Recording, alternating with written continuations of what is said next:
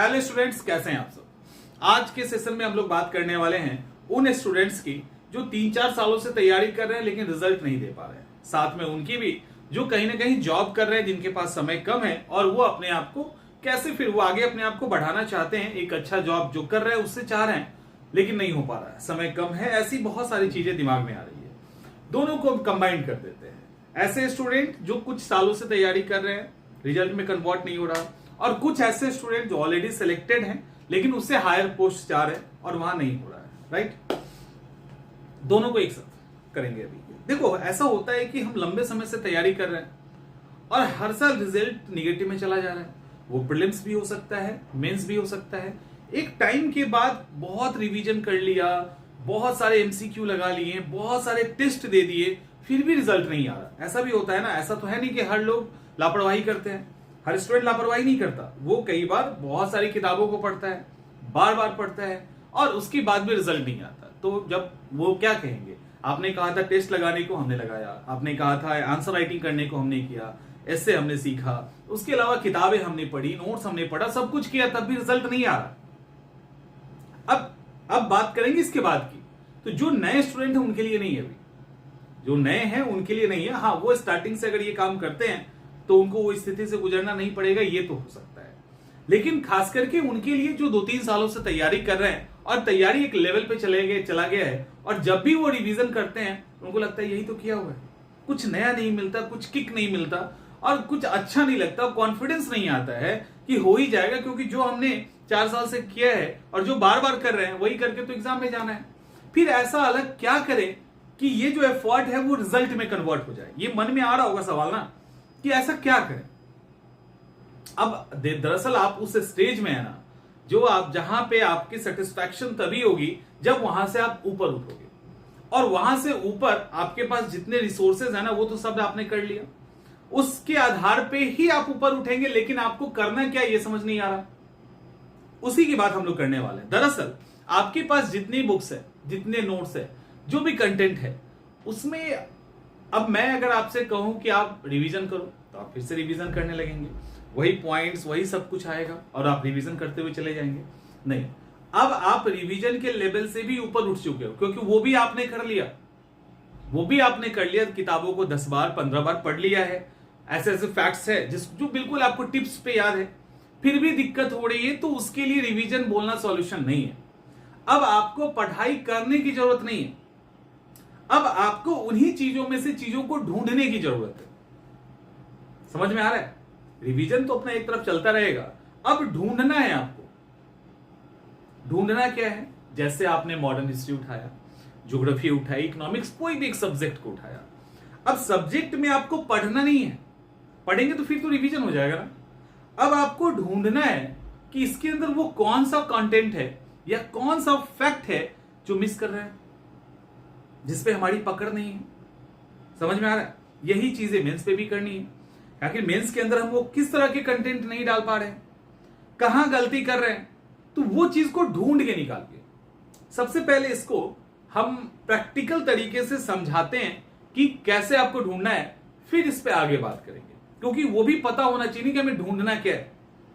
कई बार हमें ये समझ नहीं आता कि हमने तो पढ़ ही रखा है, सब में तो अंडरलाइन कर लिया, तो ढूंढना क्या है। तो ढूंढना कैसे है उसको एक बार पहले देख लीजिए। एज फॉर एग्जाम्पल हम लोग देखने की कोशिश करते हैं। जैसे मान लो ये कुछ चैप्टर्स है, इन चैप्टर पे नहीं जाएंगे। आपने पढ़ा होगा इसके पहले चैप्टर, आपने रिवाइज किया होगा, आपने कुछ अंडरलाइन किया होगा। अब इसके अंदर कुछ ऐसे कंटेंट होंगे, कुछ ऐसे फैक्ट्स होंगे जो आपको याद नहीं होंगे। जैसे कुछ भी हो सकता है, हर स्टूडेंट का अलग अलग है ना। तो आप इसको थ्रू आउट पढ़ने की कोशिश करेंगे। अब इसको पढ़ रहे हो। अब यहाँ से आपको ढूंढना है, ओके, बंगाल में वंशानुगत शासन की शुरुआत इसके द्वारा की गई थी।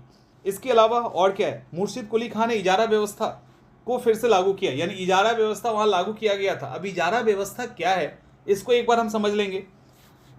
उसके बाद उसका उत्तराधिकारी कौन बना, सुजाउद्दीन बना। तो ऐसे करके आपको फैक्ट्स ढूंढने हैं। सुजाउद्दीन के बाद कौन बने थे, सरफराज खां। फिर उसके बाद अलीवर्दी खां। ओके, तो अलीवर्दी खां सरफराज खां के बाद सत्ता संभाले थे। इस तरह से आपको पढ़ना है। समझ में आ रहा है। और अलीवर्दी खां ने क्या किया, देखो यहाँ अंडरलाइन नहीं है, दिल्ली में को वार्षिक नजराना भेजना पूरी तरह से बंद कर दिया।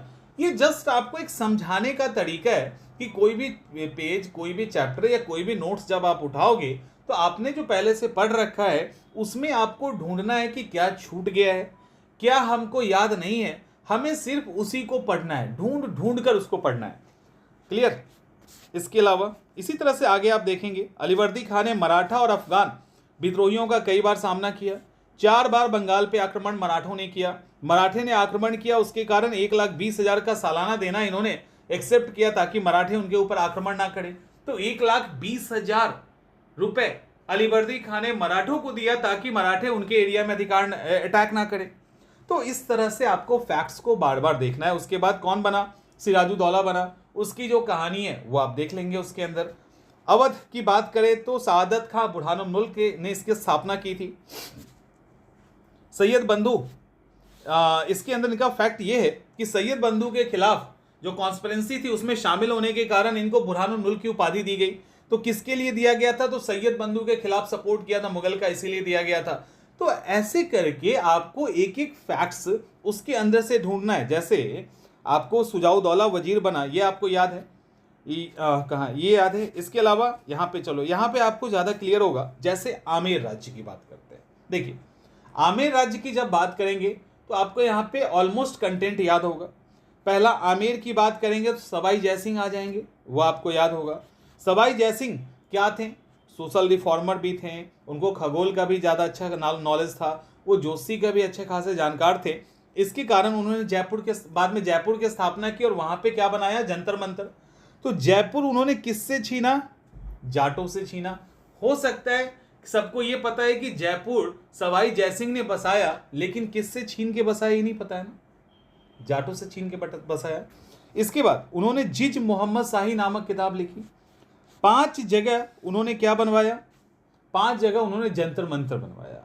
उस 5 जगह का नाम अगर आपको याद नहीं है, हो सकता है 4 याद है, 1 छूट रहा है, तो उसको आप टिप्स पे ले लीजिए। जिज मोहम्मद शाही को ले लो। यूक्लिड के ग्रंथ का जो संस्कृत में ट्रांसलेशन करवाया उसको याद कर लीजिए। सवाई जयसिंह का टाइटल इनको कौन दिया वो आप याद कर लेंगे।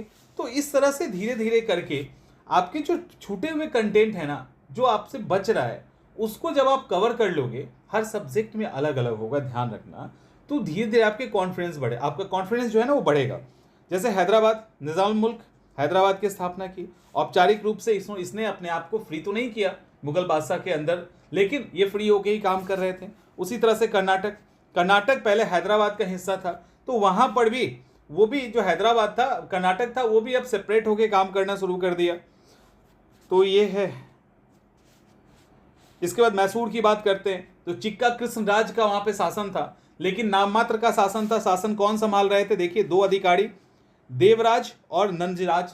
तो देवराज और नंजराज जो हैं उनको आप याद कर लेंगे। तो ऐसे जो छूटे हुए कंटेंट है उसको ढूंढ के आपको याद करना है। ठीक है, क्लियर? तो इस तरह के कंटेंट को आपको ढूंढना है। तो अब आपका काम उस तरह से रिवीजन करना नहीं है जिस तरह से आप करते आ रहे हैं। आपको ढूंढना है हर सब्जेक्ट में, हर सब्जेक्ट के हर एक चैप्टर में कि कौन सा कंटेंट छूट रहा है। एक तो ये काम करना है। दूसरा, जो आप पीटी का टेस्ट दे रहे हो ना, तो पीटी का टेस्ट अगर आप रेगुलर कहीं ना कहीं दिए हो और 2-3 सालों से आप देते आ रहे हैं और स्कोर नहीं बढ़ रहा, उससे आप इंप्रूव नहीं कर पा रहे हो, उसको पीटी के रिजल्ट में कन्वर्ट नहीं कर पा रहे हैं, वहां भी आपको रुकने की जरूरत है। वहां भी आप ओवर कर रहे हो, जरूरत से ज्यादा कर रहे हो। जहां करना चाहिए वहां नहीं हो रहा, जहां नहीं करना चाहिए वहां कर रहे हैं। अब पीटी का अगर टेस्ट की बात करें तो टेस्ट तो आपके पास अच्छा खासा कलेक्ट हो गया होगा। अब उसके अंदर आपको क्या करना है? चैप्टर वाइज आप टेस्ट को सॉल्व कीजिए। नहीं मिलता चैप्टर वाइज, अगर आपको फुल पेपर ही मिला है, फुल पेपर को सॉल्व कीजिए। उसके अंदर देखो गलती कहां कहां हो रही है। जो गलती हो रही है अगर वो सिली मिस्टेक है, तब तो आप सिली मिस्टेक पे काम करके ठीक कर लीजिए। और गलती वहां हो रही है कि आपको वो पता ही नहीं है, आपको वो ठीक से याद नहीं है, या आप उसके बारे में कम जानते हैं, उस चीज को क्लियर करते चले जाइए। इसके लिए आप करेंगे क्या?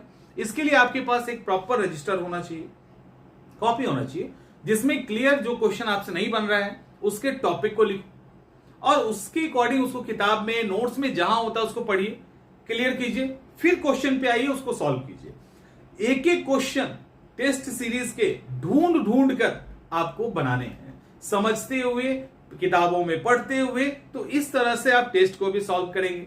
अब सवाल आता है, ये प्रीलिम्स की बात हम कर रहे हैं, तो ये ऐसे जब करोगे ना तो आपका कॉन्फिडेंस लेवल बढ़ने लगेगा। और ये करने में आपको कितना समय लगेगा?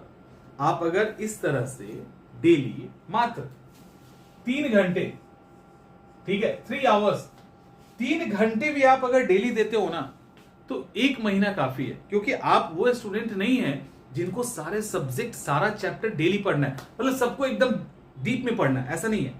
आपने सब पढ़ रखा है, आपको सब याद है, फिर उसके कुछ सपोर्टिंग फैक्टर्स होते हैं ना, जो सपोर्टिंग फैक्ट्स होते हैं, सपोर्टिंग लाइंस होते हैं, वो आपको उन चीजों को मजबूत कर देगा। जहां पे गलतियां हो रही है वो गलती नहीं होगी। कई बार सवाल जो गलत होता है वो कॉन्सेप्ट के गलत होने के कारण भी होता है। तो वो सारी चीजें जैसे ही आप शॉर्ट आउट करोगे, ढूंढ ढूंढ कर, आपके अंदर अजीब कॉन्फिडेंस आएगा जो आपने पहले कभी फील नहीं किया होगा। प्रीलिम्स के अंदर एकदम से ये 10 दिनों के बाद आपको दिखने लगेगा। 30 डेज में आप 30 दिनों के अंदर 3-3 घंटा अगर देते हो ना, हर एक सब्जेक्ट के उन सेक्शन को आप कवर कर लेंगे, जिसके कारण आपके प्रीलिम्स का रिजल्ट रुकता है। सवाल है मेंस की भी बात अभी ही कर लेते हैं। अब मेंस के अंदर भी दिक्कत हो रही है। देखिए मेंस के अंदर दिक्कत हो रही, तो अभी चूंकि अब टाइम प्रीलिम्स का है तो पहले प्रीलिम्स पे फोकस कीजिए।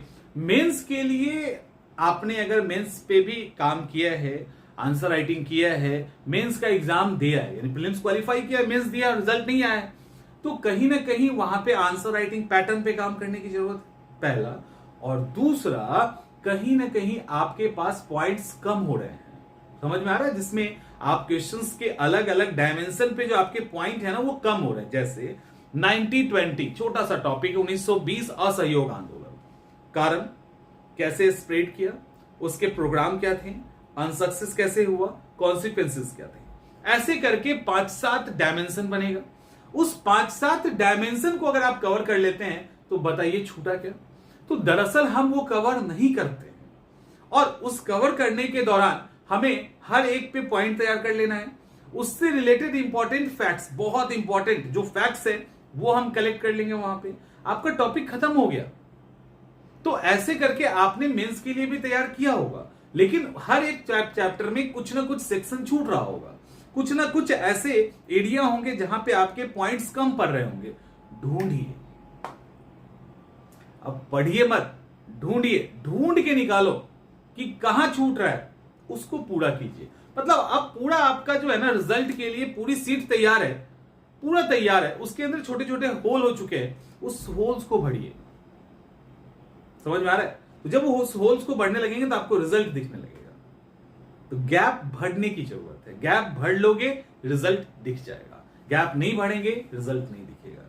तो अब जिस स्टेज पे आप है ना, तो आपको उस गैप को फील करना है, उसके लिए बहुत ज्यादा, मतलब हर एक चीज को उतना ही पढ़ोगे।